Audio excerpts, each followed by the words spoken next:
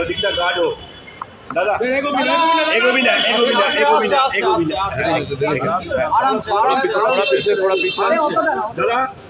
তৃণমূলের মহিলা ব্রিগেডের দেখা নেই সন্দেশখালিতে, এবং সন্দেশখালিদের ইস্যু হচ্ছে মহিলারাই বিক্ষোভ দেখাচ্ছেন, সেখানে তৃণমূলের মহিলা ব্রিগেডের দেখা পাচ্ছেন। সন্দেশখালি নয়, শুধু আমি বলবো সন্দেশখালির সাথে সাথে আপনারা হাওড়ার পাঁচলার দিকেও ক্যামেরাটা ঘোরান, সেখানেও মহিলাদের উপর যে ধরনের অত্যাচার হচ্ছে, জমি কেড়ে নেওয়া হচ্ছে, মহিলাদেরকে রাতে গিয়ে মারা হচ্ছে, এ তো গোটা রাজ্যটাকে দেখে মনে হচ্ছে মহিলাদের জন্য একটি শোষণ যন্ত্রে পরিণত হয়ে গেছে। আর সন্দেশখালি তো গোটা ভারতবর্ষ নয়, বিদেশে এখন আলোচনা হচ্ছে যে সন্দেশখালিতে মহিলাদের উপর যে ধরনের অত্যাচার হয়েছে এবং তার যে অভিযোগ এসেছে, লজ্জার বিষয় আমাদের বাঙালি হিসেবে।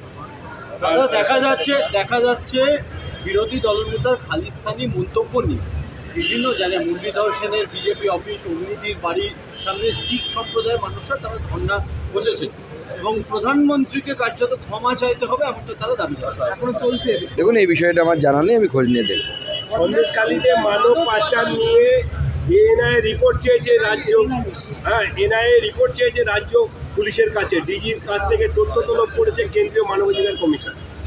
এখন মানব পাচারের যে ঘটনাগুলো বা যে অভিযোগ উঠে এসেছে, সেই অভিযোগ যদি সত্যি হয় সেটা হারহিম করে দেওয়া ঘটনা, এবং মহিলারা তাদের উপর যে ঘটনা, তাদের সাথে যে ঘটনা ঘটেছে, তার যে এক্সপিরিয়েন্স বলছে, তার যে অভিজ্ঞতা বলছে, আপনারা একবার ভাববেন তো যে আপনার বাড়ির মহিলাদের সাথে ঘটলে আমরা কি ভাবতাম। আমার মনে হয় আমাদের প্রত্যেকের এইভাবে ভাবা উচিত, সন্দেশখালির মহিলাদেরকে আলাদা করে সন্দেশখালির মহিলা হিসেবে ভাবা উচিত না। মহিলারা যে ঘটনাগুলো বলছেন তাদের সাথে ঘটেছে, ভাবা উচিত কোনো বক্তব্য রাখার জন্য বা কোনো সিদ্ধান্ত নেওয়ার আগে যে আমার বাড়ির মহিলার সাথে যদি এই ঘটনা ঘটতো, আমার বাড়ির স্ত্রীকে, আমার বোনকে, আমার মাকে যদি রাত্রি 12টা-11টার সময় কেউ পিঠে বানানোর জন্য পার্টি অফিসে ডেকে নিয়ে যেত এবং তাদের যৌন এবং শারীরিক শোষণ করত, আমি কি করতাম? দেখুন, একজন মহিলার জন্য সম্ভ্রম হচ্ছে সবথেকে বড়। কোনো মহিলা যেখানে 500 টাকাও তাদের ইন্টারেস্ট নেই, উল্টে তৃণমূলের বিরুদ্ধে মুখ খুললে লক্ষ্মীর ভাণ্ডার থাকবে না, ঘর পাওয়া যাবে না, তারপরেও যখন নিজের ইজ্জতের উপর এই ধরনের ঘটনা ঘটেছে বলছে, একজন মহিলা সহজে এই কথা বলে না।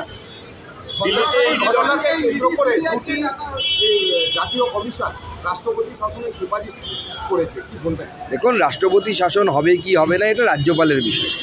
আইন শৃঙ্খলা পরিস্থিতি খারাপ, এ বিষয়ে কোনো সন্দেহ নেই, এবং যেভাবে একরের পর একর জমিতে ভেরি তৈরি হয়েছে, আদিবাসীদের জমি লুট হয়েছে, মহিলাদের ইজ্জত লুট হয়েছে, পরিস্থিতি ভালো নয়, এটুকু আমি বলতে পারি।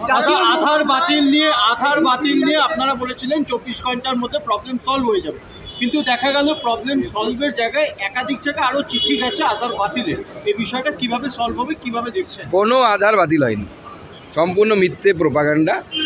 চিঠি এগুলো মেশিন জেনারেটেড চিঠি, অফিসিয়াল মিস্টেক, ওগুলোর কোনো বিষয় নেই। আপনার কাছে আপনার আধার কার্ড আছে, আপনি যে কোনো অফিসে যান, এখন দেখুন কোনো আধার কার্ড বাতিল আছে কিনা, ডিঅ্যাক্টিভেটেড আছে কিনা, সব আধার কার্ড চালু আছে।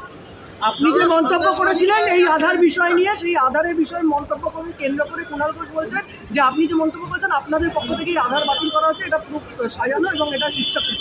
আধার বাতিল হয়নি কারো, আমি আবার বলছি, কারো আধার বাতিল হয়নি। আমার কাছে তো রোজ মেসেজ আসে, আপনি আপনার KYC আপডেট করুন।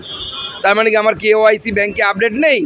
আপডেট আছে, নিচে এটাও লেখা থাকে ignore this message if already updated. যদি আপনার আগেই আপডেট করা থাকে তাহলে আপনি এটাকে ইগনোর করুন। এই ধরনের অফিসিয়াল মেসেজ অনেক সময় আসে, কিন্তু তার মানে এটা নয় যে ডিঅ্যাক্টিভেট হয়ে গেছে সমস্ত আধার। আমি তো বলছি, আপনারা যে কোনো কাছের যে অফিস, যেখানে পোস্ট অফিস হোক, ব্যাংক হোক, যেখানে আধার কার্ড চেক করা যায় যে আপনার আধার কার্ড অ্যাক্টিভ আছে কি নেই, যদি গিয়ে দেখেন যে আপনার আধার কার্ড ডিঅ্যাক্টিভেট আছে, জানাবেন, আমাদেরকে জানাবেন, আমরা ব্যবস্থা করে দেবো। বলছি, সুকান্ত মজুমদার দায়িত্ব নিচ্ছে পশ্চিমবঙ্গের একজন মানুষেরও আধার কার্ড যদি ডিঅ্যাক্টিভেট থাকে তাকে অ্যাক্টিভেট করানোর দায়িত্ব আমার। দাদা, দিল্লিতে দেবের হাজিরা ইডি দপ্তরে, কারণ ইডি ডাকলে যেতে হবে, সে দেব হোক, অসুর হোক, যেই হোক না, গন্ধর্ব হোক না কেন, ইডি দেখলে যাওয়া উচিত। আমার তো মনে হয় দেব ভালো ছেলে, যাবে ওখানে। ঠিক আছে, ধন্যবাদ।